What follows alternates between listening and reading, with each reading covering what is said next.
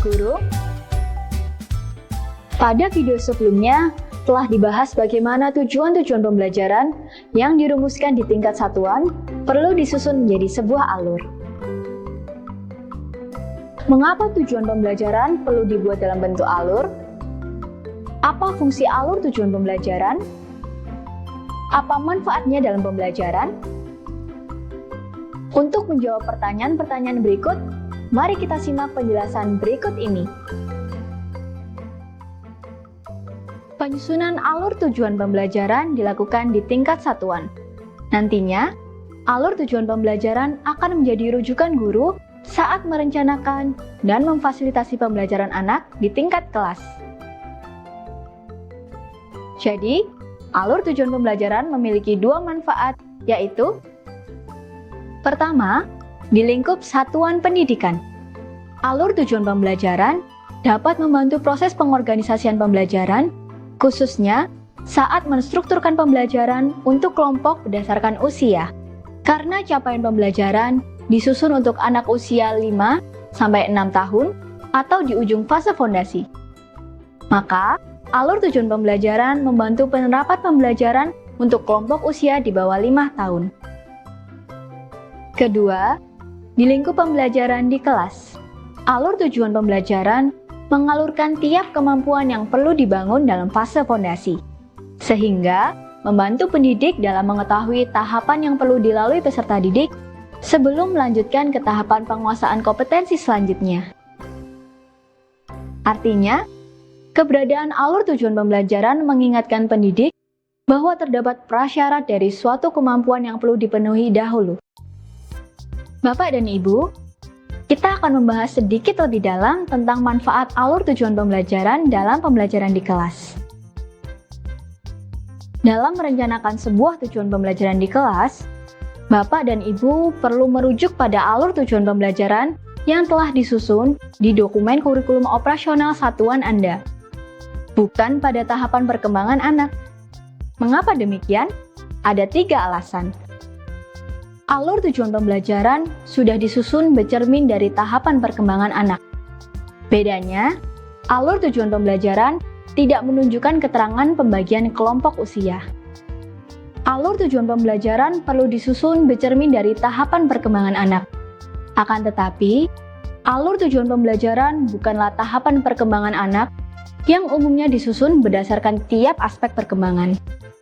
Alur tujuan pembelajaran memungkinkan tujuan pembelajaran disusun lintas elemen sehingga lebih umum. Contoh alur tujuan pembelajaran dari kementerian juga tidak disusun dengan penyekatan kelompok usia. Karena kurikulum Merdeka percaya ragam laju perkembangan anak dalam pembelajaran berbeda-beda. Strategi demikian memberikan keleluasaan bagi satuan PAUD untuk menentukan capaian yang relevan untuk kelompok peserta didik di satuannya. Alasan lain mengapa contoh tidak disusun dengan penyekatan usia adalah agar capaian tersebut dapat terus dibina oleh guru pada tingkatan selanjutnya. Untuk lebih jelasnya, mari simak contoh kasus Bu Aruna dan muridnya Melisa.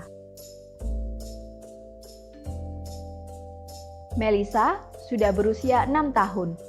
Menurut Bu Aruna, Melisa seharusnya sudah mengenali simbol angka 1 sampai 10.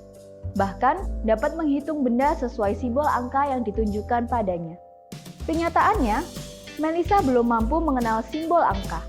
Bu Aruna lalu membandingkan kemampuan Melisa dengan anak lain dan mengeluhkannya karena dirasa tidak sesuai dengan tahapan perkembangan yang diketahuinya, yaitu bahwa anak usia 6 tahun seharusnya sudah mengenal simbol angka 1 sampai 10. Saran untuk Bu Aruna adalah, sebaiknya Bu Aruna memahami alur tujuan pembelajaran kepekaan bilangan. Dengan memahami alur tujuan pembelajaran, Bu Aruna akan tahu bahwa mengenal simbol bilangan ada di tujuan pembelajaran 3. Artinya, Melisa belum sampai pada tahap tujuan pembelajaran 3, sehingga masih perlu difasilitasi pembelajaran di tujuan pembelajaran 2 atau bahkan di tujuan pembelajaran 1. Dengan merujuk pada alur tujuan pembelajaran, Bu Aruna tidak akan melabel Melisa dengan ucapan, "Usia 6 tahun kan, seharusnya sudah bisa begini." Ucapan tersebut berpotensi menimbulkan perasaan rendah diri pada Melisa.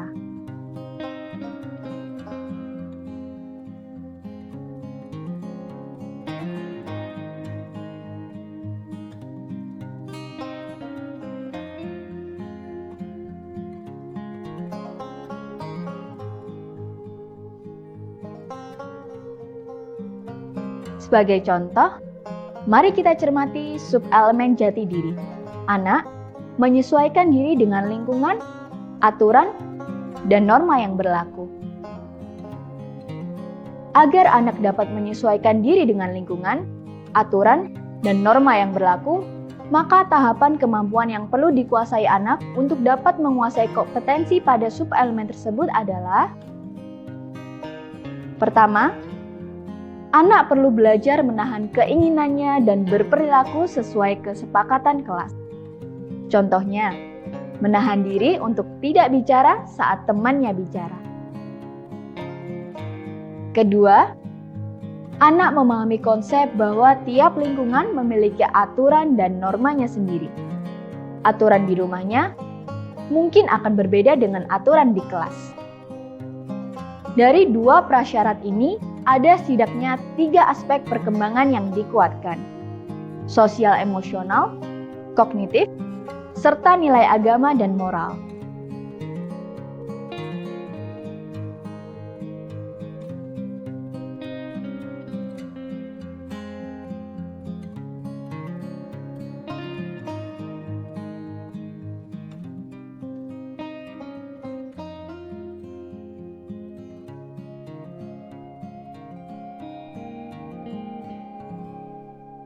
Sebagai contoh, PAUD 5 menetapkan 3 tujuan pembelajaran untuk alur tujuan pembelajaran dalam subelemen anak mengenali, mengekspresikan, dan mengelola emosi diri, serta membangun hubungan sosial secara sehat. Namun, hal ini bisa berbeda untuk satuan PAUD lain. Contohnya, PAUD Terang Kasih menetapkan 5 tujuan pembelajaran untuk alur tujuan pembelajaran dalam subelemen anak mengenali, mengekspresikan, dan mengelola emosi diri, serta membangun hubungan sosial secara sehat.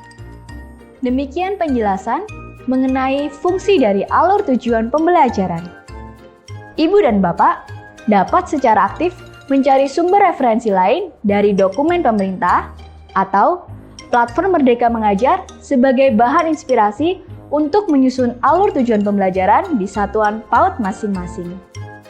Selamat menerapkan dan sampai jumpa pada pembahasan berikutnya.